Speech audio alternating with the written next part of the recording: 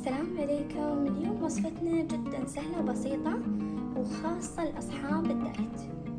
راح تكون عبارة عن شرايح الدجاج المشوية مع البطاطا المهروسة واللبنة.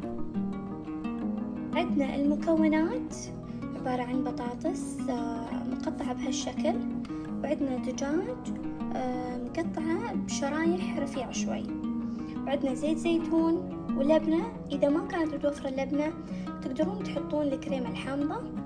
وعندنا هني البهارات المشكلة، فيها فلفل حار وسمسم وملح وفلفل أسود.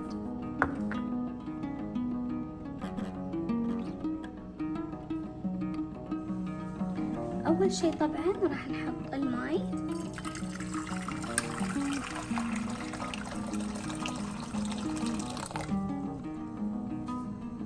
ثاني خطوة نحط البطاطس،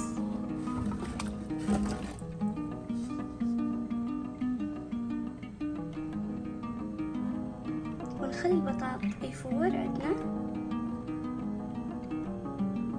نحط على البطاطس شوي من الملح.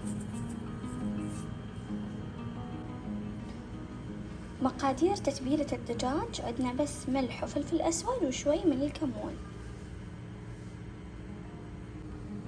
الحين عندنا وقت تتبيلة الدجاج، نحط شوي من الكمون وشوي من الملح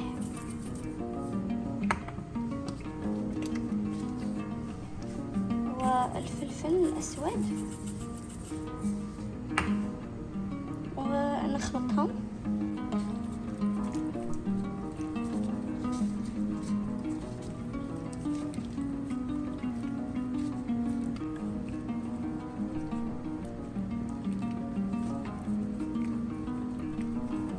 والحين عقب ما حطينا البهارات نحط شوي من زيت الزيتون وشوي من الليمون،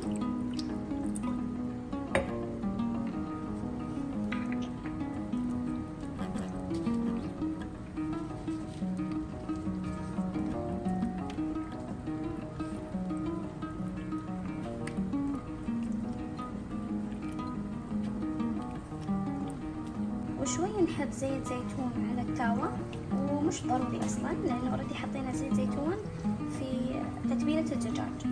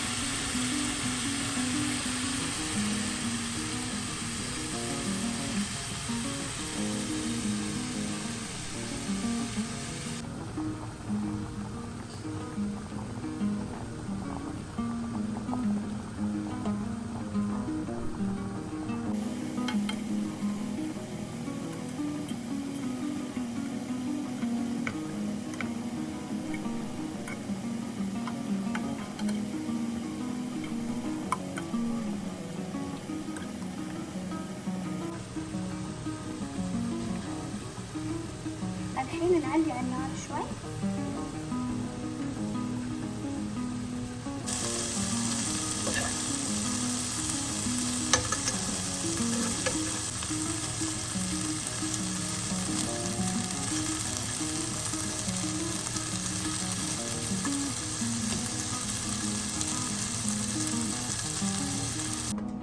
الحين نحط البطاطس في صينية الفرن.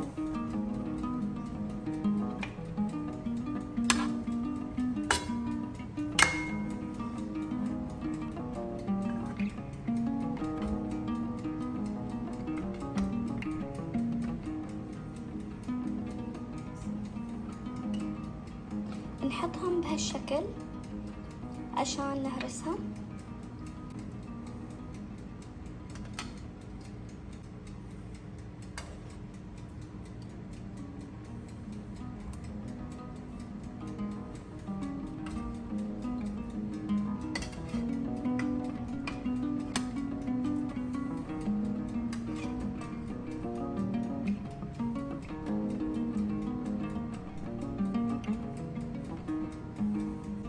الحين نهرسهم بأي كوب عندنا أو فنجان بهالشكل بس شوي.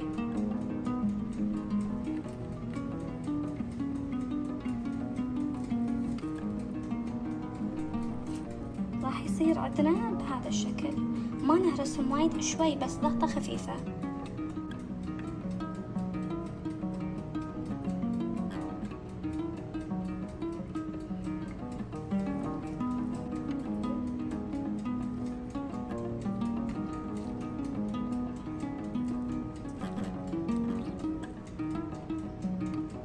بعد ما هرسناهم شوي نحط عليهم بهارات البطاطس، أي بهارات بطاطس متوفرة عندكم.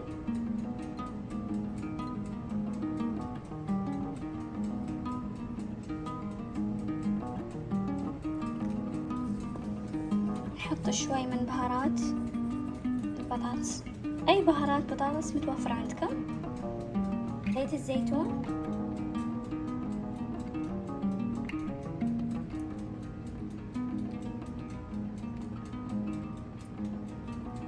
وهاي صينية البطاطس بعد ما طلعناها من الفرن.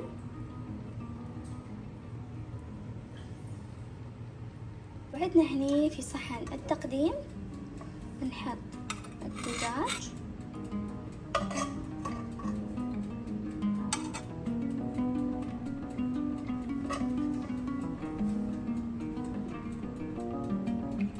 البطاطس،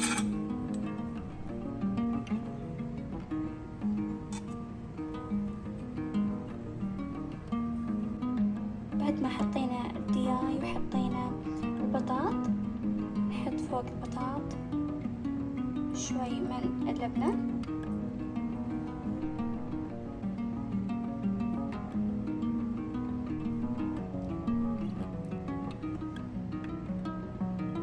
ونصب عليهم شوي من الدقوس،